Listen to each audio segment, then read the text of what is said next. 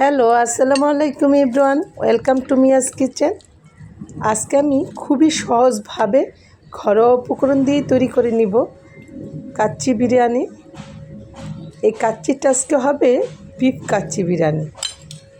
কুরবানি তো চলেই আসলো, এখনই শিখে রাখুন, কাজে লাগবে। দেখেন মাংস ও আলু কতটা সফট হয়েছে, চামচ দিয়ে কেটে নেওয়া যায়। মজার তো অবশ্যই হয়েছে। প্রথমে একটা বলে কাজু বাদাম, পেস্তা বাদাম নিয়ে নিলাম, নর্মাল বাদামও নিয়ে নিলাম, জত্রিক নিলাম একটা ফুল, আর জায়ফল নিলাম একটা বিচি 3/1 ভাগ। এখানে গরুর মাংসটা একটু বড় সাইজ করে কাচ্চির সাইজ করে কেটে নিয়েছি, আর ধুয়ে লবণ পানি দিয়ে আধা ঘন্টার জন্য ভিজিয়ে রেখেছি। তাহলে কি হবে, মাংসটার মধ্যে লবণ ঢুকে যাবে, খেতে ভালো লাগবে। এই হাড় মাংস সব কিছুই আছে। রান্নাটা বসানোর আগে সব কিছু রেডি করে নিচ্ছি। এখানে আলু নিয়ে নিয়েছি, একটু জর্দার কালারটা মেখে তারপরে একটু ভেজে নিব। রেডি করে রাখলাম, বেশি বড় না, মোটামুটি ছোটই। তারপর জিরাও দিয়ে দিলাম। এখন পানি থেকে উঠিয়ে একটা বলে নিয়ে নিলাম, মাংসগুলি সব একদম পানি ঝরিয়ে নিলাম।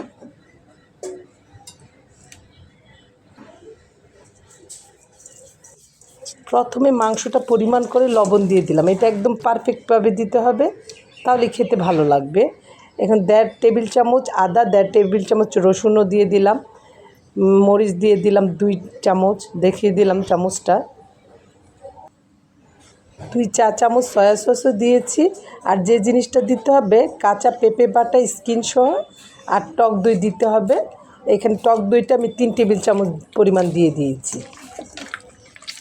তারপর তো দেখলেনই, সব রকমের বাদাম, জত্রিক, জায়ফল আর জিরা একসাথে ব্লেন্ড করে দিয়ে দিলাম। তারপর ভালোভাবে মেখে নিতে হবে। আপনার ইচ্ছে করলে শুধু চীনা বাদাম দিয়েও বানিয়ে নিতে পারবেন, তবে কাজু বাদাম, পেস্তা বাদাম দিলে ভালো আসে, টেস্টটা ভালো আসে। এখন যে জিনিসটা করতে হবে, একটু পেঁয়াজ বেরেস্তা বানিয়ে নিতে হবে। এখানে 8-9টার মতো মিডিয়াম সাইজের পেঁয়াজ বেরেস্তা করে নিয়েছি। সাবধানে বেরেস্তাটা করে নিতে হয়। আর আলুটা একটু তেলে ভেজে নিলাম। আজকের কাচ্চিটা আমি বাসমতি চাল দিয়ে করে নিব। এখানে 1 কেজি পরিমাণ বাসমতি চাল আছে। এখান থেকে আমি 250 গ্রামের মতো চাল রেখে দেব, মানে 1 কেজির 4/3 পরিমাণ রান্না করব, আর 1 ভাগ রেখে দেব। চালটা আমি ভিজিয়ে 10 মিনিটের জন্য রেখে দিয়েছিলাম। আর এদিকে চালটা ফুটানোর জন্য পানিও বসিয়ে দিয়েছি, বিভিন্ন রকম মশলা দিয়ে, গরম মশলা দিয়ে, শাহি জিরা, তারপর তেজপাতা, তারপরে গোলমরিচ, এলাচি, দারচিনি সব মশলাই দিয়ে দিয়েছি। আর ম্যারিনেট করা মাংসের মধ্যে ভাজা পেঁয়াজের তেলও দিয়ে দিলাম। এখানে আধা কাপের একটু বেশি বেশি আমি তেলটা দিয়ে দিয়েছি। ভেজে রাখা আলু বিছিয়ে দিলাম। 2 মুঠ পরিমাণ পেঁয়াজ বেরেস্তা দিয়ে দিয়েছি। আর দিকে পাউডার দুধটা, মানে 1 কাপ পাউডার দুধে 3 টেবিল চামচ ঘি দিয়ে মাওয়া বানিয়ে রেখেছি, ওটাও একদম দিয়ে দিলাম। ভিজিয়ে রাখা চালটা দিয়ে দিলাম। তারপর ভরে ভরে 2 চামচ লবণও দিয়েছি, তেল দিয়ে দিলাম যাতে চালটা ঝরঝরে হয়, সেজন্য তেলটা দেওয়া হয়েছে।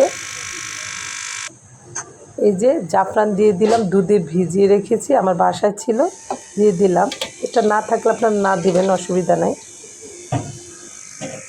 চালটা আমি আধা সিদ্ধ করে নিয়েছি, মানে ভিতরে একটু শক্ত শক্ত আছে, সেই অবস্থায় আমি নামিয়ে নিয়েছি। 6-7 মিনিট লেগে গেছে আমার।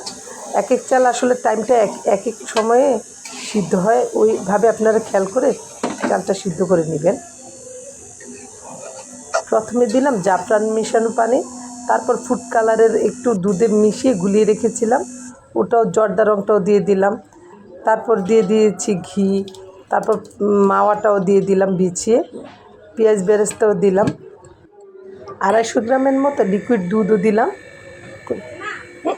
আরেকটা কথা, পাতিলার নিচে যখন মাংসটা ডেকোরেশন করবেন, তখন কিছু কাঁচামরিচ, কিশমিশ আর আলু বোখরা বিছিয়ে দিবেন। আমি অবশ্য কিশমিশ আলু বোখরা দিতে ভুলেই গিয়েছিলাম।